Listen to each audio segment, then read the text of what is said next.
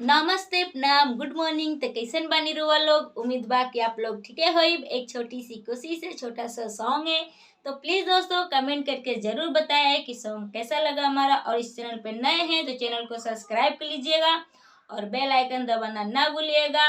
और प्यारा सा कमेंट जरूर कीजिएगा कि आप लोग को सॉन्ग कैसा लगता है, हमारा हमारा ब्लॉग वीडियो कैसा लगता है, शॉर्ट वीडियो कैसा लगता है। तो कमेंट बॉक्स में अपनी राय जरूर बताइएगा। और आज का सॉन्ग है, रस भरल बाटे हम रसीली हई, सबको हेला माचिस के तीली हई। रस भरल बाटे हम रसीली हई, सबको हेला माचिस के तीली हई। बानी साफ जैसे यारों के वाटर होले, हो बानी साफ जैसे वाटर के, हो बानी साफ जैसे यारों के वाटर होले। उत देखे में ललकी टमाटर होले, जवन लईकी कमरिया से पातर होले, जवन लईकी कमरिया से पातर होले। रस भरल बाटे हम रसीली हई, सबको हेला माचिस के तीली हई।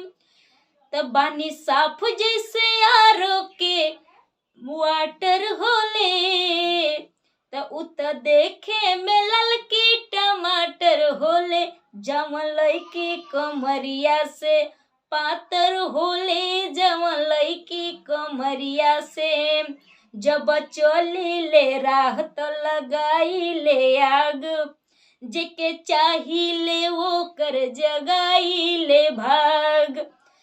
तो जब चली ले राह तो लगाई ले आग, जेके चाहिए वो कर जगाई ले भाग।